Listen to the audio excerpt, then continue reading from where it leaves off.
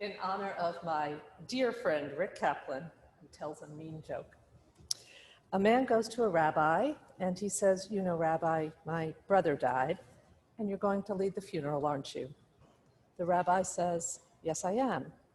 And he says, I'd like you to say, my brother was a mensch. And I know you've got a Yom Kippur appeal coming up, and I'll pledge $100,000 to your Yom Kippur appeal if you'll say my brother was a mensch. And the rabbi is tormented because his brother was not a mensch. And he goes home and he says to his wife, we've got this Yom Kippur appeal, and I'm so desperate to reach our goal. He offered me $100,000 to say his brother was a mensch. How can I say that in good conscience, in good, clear conscience? And his wife said, sweetie, you're going to have to figure this out for yourself.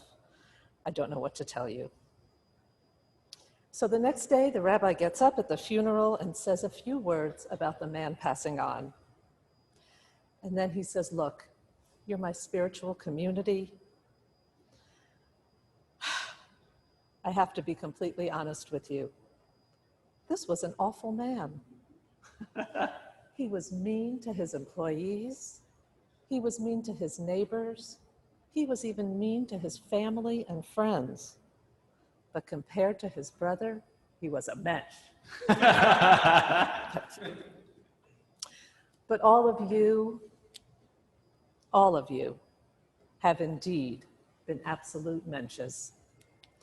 Almost as soon as our building closed 6 months ago, dozens of members and staff immediately stepped up to check on every member of our community, logging hundreds of phone calls, grocery and pharmacy runs, emails, and text messages.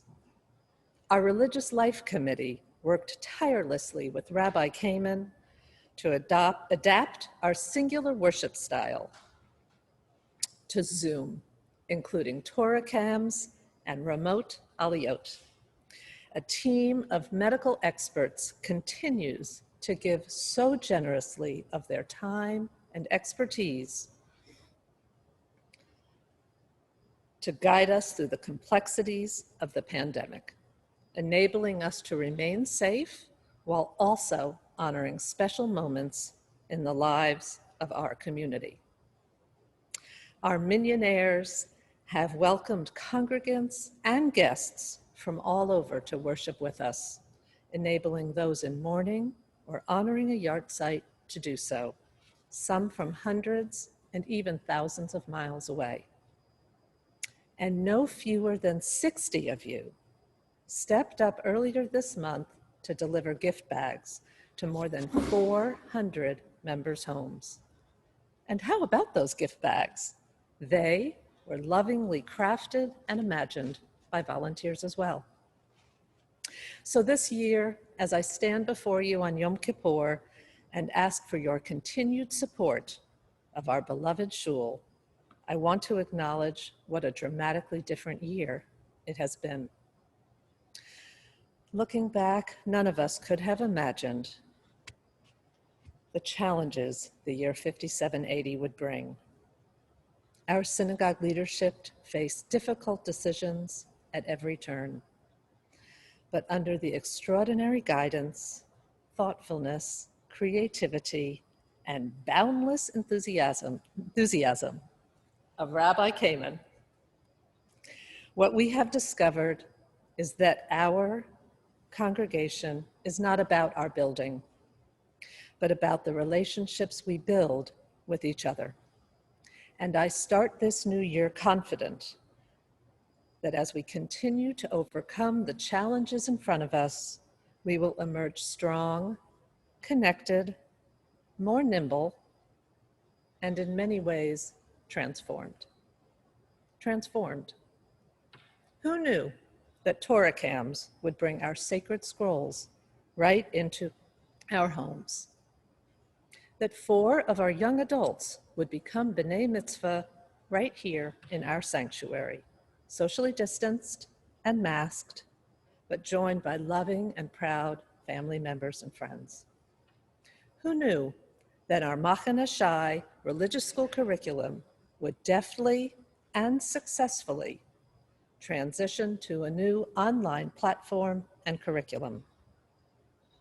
Who knew that during a pandemic, we could continue to move ahead with some of the initiatives in our strategic plan?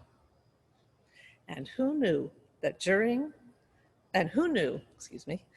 that the mitzvah of hearing the blast of the shofar could be met in a neighborhood park or parking lot? This is all so gratifying, reminding us of how very much we all have to be grateful for. But in a way, our ability to adapt is no surprise. After all, for thousands of years, Jews have managed to evolve and adapt, sometimes in circumstances far more challenging than these. Strange as it may seem, in thinking about our history as a people, we really can see a straight line from the ancient temple in Jerusalem all the way to Zoom. We are all blessed to be part of this sacred community, and we remember one constant, perhaps now more than ever, the fact that our shul relies on, literally depends on, the support of its members. Whether we're wrapping ourselves in our talitot in our own homes or hearing Stuart Tuck's soulful Hineni through the speakers in our laptops, the shul still needs your support. Many of you have already stepped up and recognized that need, responding with amazing generosity. To those of you who have stepped up, thank you. Toda Rabah. You remind us of how special CSI is and how much each of us values our place in this sacred community. And to those of you who have not yet pledged, please consider this our request that you join your generous fellow members as you always have. And to my friend Lance Chernow, who magnanimously and graciously agreed to lead this year's unappealing appeal, and has done so with his trademark enthusiasm, wit, and perseverance, a huge thank you for your leadership and for yours and Erin's continued dedication to our community. And how perfectly appropriate that these remarks follow Erin's beautiful chanting of this morning's Haftorah. The pandemic, God willing, will pass.